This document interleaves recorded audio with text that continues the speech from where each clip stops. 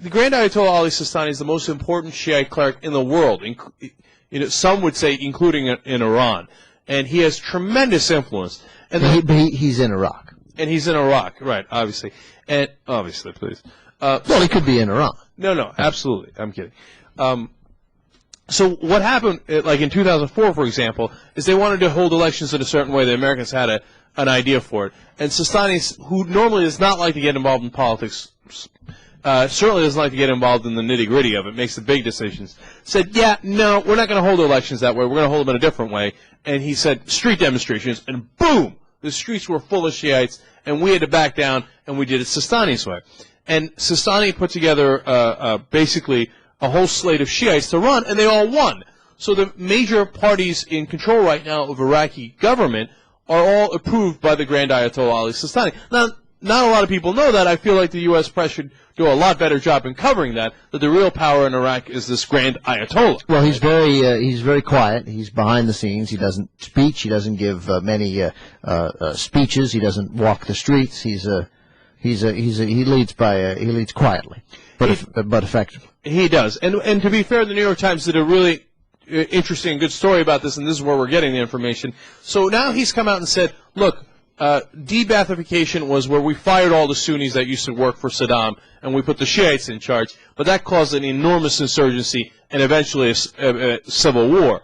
So one of the ideas that Khalilzad had, he's a neocon, but he was an ambassador to Iraq and did a good job as the ambassador to Iraq, flat out. Realized some of the mistakes that they had made and tried to address them and try to bring people together. And Khalilzad said, we got to stop this de-Baathification. It's crazy. We got to bring the Sunnis into government. If we don't, we're going to have this endless civil war. We got to reach a deal on the oil, and we got to make sure the Sunnis and Shiites can work inside the government. So those are right. They're absolutely right. So they were pushing in favor of that. Maliki got a lot of pressure from us and said, okay, let's do de-Baathification. And then you know who came and stirred up the hornet's nest?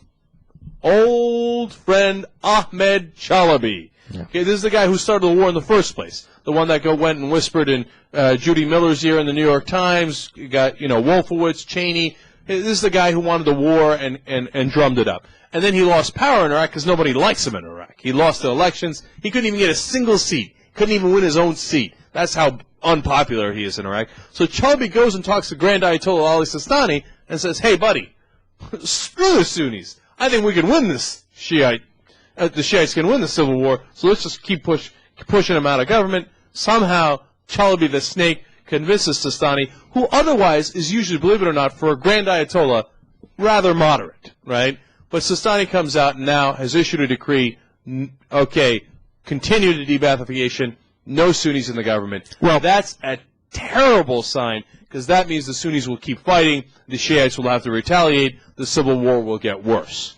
Yeah, it'll continue. I mean, I didn't see it necessarily as a sign that it would get worse, but that an opportunity to obviously to bridge some significant gaps and talk some Sunnis out of fighting and into engaging in the political process was lost. All I would say to Ali Sistani is that, as we thought, at some point, you can't keep a willingness to make deals. I mean, despite the Shiite militias and the damage that they caused, specifically in the latter part of 2006, he kept them at bay for a very long time, and he still hasn't completely said unleash the hounds of reprisal. That's true. Probably because he knows that would drag the United States into fighting the Shiites more openly, which he is not interested in.